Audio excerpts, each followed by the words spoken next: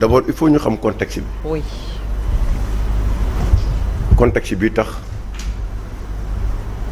où on parle du premier ministre où on parle de Sonko tout court où on parle de président de Pastef c'est ça problème boobu la njëkk am d'abord qui parlait. Les trois ont parlé. Parce que si les trois ont parlé il a parlé de lui il a parlé de son parti il a parlé aussi en tant que premier ministre. Mais pour être concret. oui. sur l'affaire de Mame Mbaye Niang. oui. mooy ñun ñëpp. man mi doon attaqué Prodac ñun ñëpp xam nañ ne Mame Mbaye Niang moo am dëgg. d'abord li ñu war a njëkk a def mooy baalu ko. ndax attaqué naa ko ñeneen attaqué nañ. kan Mame Mbaye Niang. waaw dañ koy waaw moom laa lay wax. d'accord. c'est-à-dire que man dama koy baalu te am na yeneen Sénégalais yoo xam dañ koy baalu parce que dem na ci biir liñ ko tuumaal bu ñu tuddee ko Mbaye Prodac. te am na ay mbokk am na ay doom. am na ñu ko yaakaar donc tey bu ñu demee ba lañ ko daan wax démb ak barki démb bi muy nekk au pouvoir tey ñooñu ñëw ci pouvoir bi mu nekk ci opposition ñëw ci pouvoir bi te mënuñu apporter comme quoi kii nañ doon wax démb ak barki démb dëgg la kon suñu cër mooy ñu baal ko xam ne il a eu raison sur nous te li ko may c'est la justice te man dama yaakaar parce que fii tey boo gisee ma toog ci siège bi mooy Bachir Fofana moo tax ma toog fii. effectivement.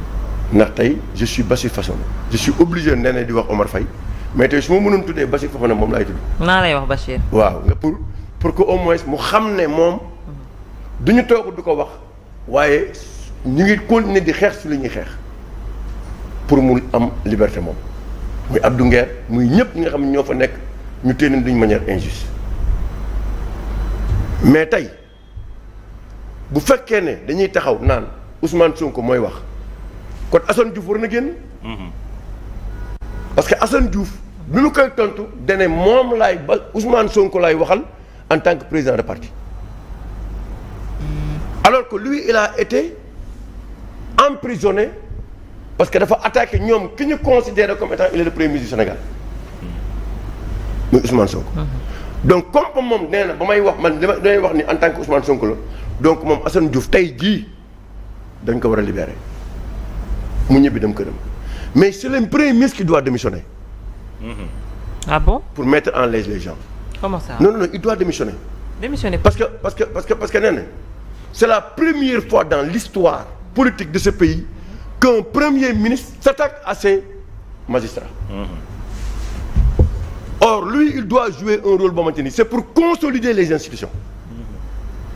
moom loolu mooy rôle am mais tey sur la base d'une décision boo xamante ni jëloon nañ ko démb ak barki démb tey mu def rabat d'arrêt te man pour man li ma tax ma gën a confirmer comme quoi li ma tax ma gën a baalu sax ki nga xamante ni ne mooy Mame Mbaye Niang mooy tey su ma amee un élément nouveau même ku dul dara su ma amee un élément nouveau j'ai pas besoin de faire un rabat d'arrêt su ma amee élément nouveau damay jël élément nouveau bi rek jox samay avocat ni leen demal dugal ko ñu defaat kii bi procès bi mais fi nga defee rabat d'arrêt mooy war a ne amoo élément nouveau te rabat d'arrêt bi war a ne na jeex na c'est-à-dire que mënatuñ ci revenir c'est fini xës nga beneen rabat d'arrêt léegi loolu moom dama bëgg Sénégalais yi xam ne loolu c'est fini amatul te loolu moom la ñu def ay moom moo nekk actuellement loolu moo am ci li nga xamante ni moo am maintenant il en a profité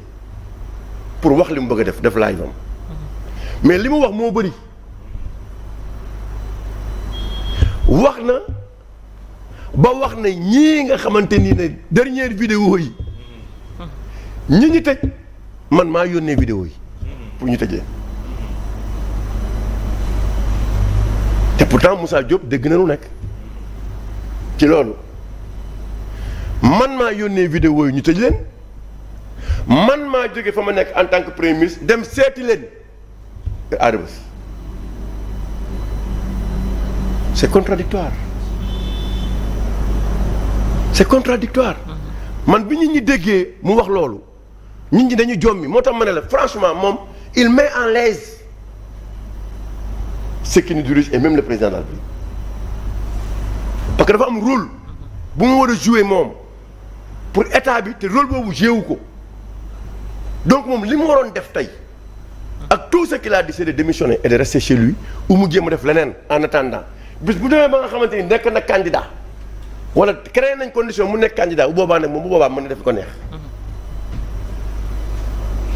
wax na ci justice bi. oui attaqué suñu magistrat. juge dem ba muy wax. oui mbokku magistrat am la doon wax.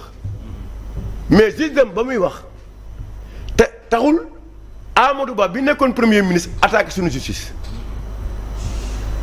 nit danaan wax suñu justice suñu premier ministre am taxawaay défendre leen suñu président de la République am taxawaay ñëw défendre leen mais doo gis ñoom mukk jamais ñu taxaw ne dañuy xagar suñu magistrat c'est la première fois mais l'UMS devait réagir parce que tout le monde attendait à ce que UMS réagisse mais UMS réagirul comme pour ñoom dans l'opposition le UMS daan réagir mais une fois au pouvoir ñu bëgg a amaat le même comportement qu'ils avaient dans l'opposition c'est parce que le UMS gën a war a mën a génnee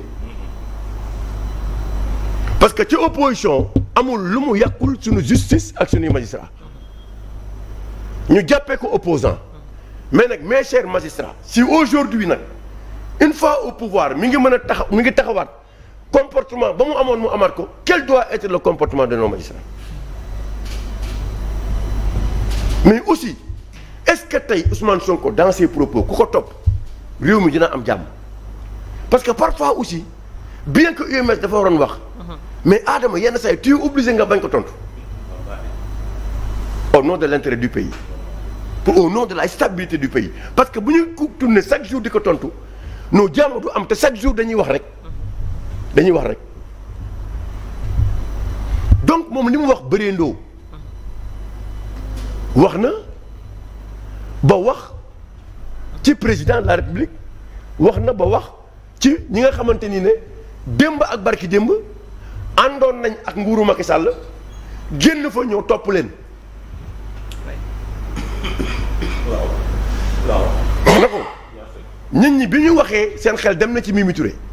nit ñi bi ñu waxee seen xel dem na ci directeur de cabinet. du président de la république. Tout à fait. muy Mary Teuw Niane. xelam nit ñi bi mu waxee aussi nit ñi dem nañu seen xel dem na ci secrétaire général de la présidence. parce que il était là du temps où Wade Macky Sall était là. donc ñooñu pour moom ñooñu amuñu droit am responsabilité mais kooku il s'adresse à qui indirectement parce que ñooñu kan moo leen fal. c'est le président c'est le président bien sûr. ñooñu xëy ñëw foofu. tout à fait. dañ leen indi foofu. nga indi rapprochement bu mu demee Chine ne man su ma nekkoon président li yëpp dañu am qu'est-ce qu'il prépare dans tout ça pourquoi ce discours man su ma nekkoon président man kenn mënu ma teree ma nekk président c'est dans le discours am na sens. ça veut dire que je me prépare demain à être président parce que nous aussi nous réfléchissons te dañuy joxe tamit suñu xalaat ci réew mi loolu di nga ci mën a jàngat mooy quel que soit alpha sànq bi wax na ko c'est la cassure du tandem. oui mais ça est-ce que tamit. te attends ça existe que. non que ci seen ay analyse parce que doon ngeen ko fi wax président de la république génn tuddee. yaay Ousmane Sonko doom. non ma ne yooyu. c'est des choses yoo xamante ne non dama lay benn affaire ñun dañuy wax ci. oui mais bon. dama ne man tey. ma ne xam nga.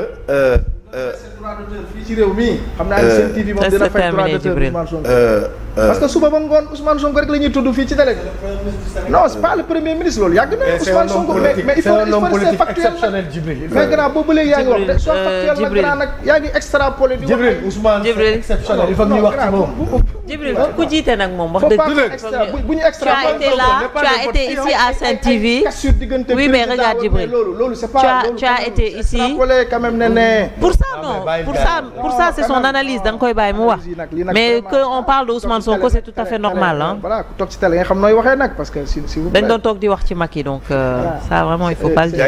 c'est un peu malheureux. Allez-y. donc li ñuy njort di sentir mooy cette cassure du tandem te mës naa chaque jour ma toog fi ci télé bi ma ne nen moi j'ai des problèmes ñun président la ñu war a fal ambassadeur sax da koy wax mënuñu dem élection di wax tandem on élit un président mu jël ay responsabilités am xam ne moom mooy chef d'état. mais on va dans ce cas quand même il faut reconnaître que nous sommes dans une situation exceptionnelle. oui mais moom laa lay wax moo fal exceptionnel waaw. donc il faut ngeen nangul loolu. c'est-à-dire que mais moo tax may la. loolu dara nekku ci tant que ça ne gêne pas. waaw mais moom la Adama tant que ça ne gêne pas. effectivement waaw mais man awma ci problème. on y va ci am problème mooy comme Ousmane temps yi li muy def ay sorties. nee na s'il vous plaît nee na question yi nga xam ne tey jii moom nga soulever ne mooy fil bi juste pour contribuer. da nga wax benn question nga ñëw ci affaire tension politique yi mu amaat beneen question boo xam ne ci affaire magistrat yi la là je trouve que ni dafa mel ni ñaari question yëpp nga boole te man bi nga may poser question. non donc parce que économie bi troisième point bi la. non ñëwaguñu si kii bi ñëwaguñu si c'est bien de le rappeler. bu fekkee dañuy boole rek man am naa yeneen fait yoo xam ne. ñëwaguñu si règlement intérieur assemblée. non waxuma la rek. ok s'il vous plaît Djibril s'il te plaît. waaw ñëw allez-y yeggaleel il faut qu'on gère le temps dafay baax ñuy leeral. oui mais il faut qu'on gère le temps ay spécialistes yu désinformation dëgg ñoo xam nga da nga wax lu factuel. voilà. lu ñuy duut baaraam. voilà. ña àndoon ak président. ñan Macky Sall ñan. muy ñoom Mimi Touré. waaw. ak directeur de cabinet bi. Mary Teuw Niane.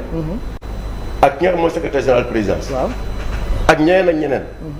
premier ministre woowu. bi muy def laaj. ah man de dégguma seen tur.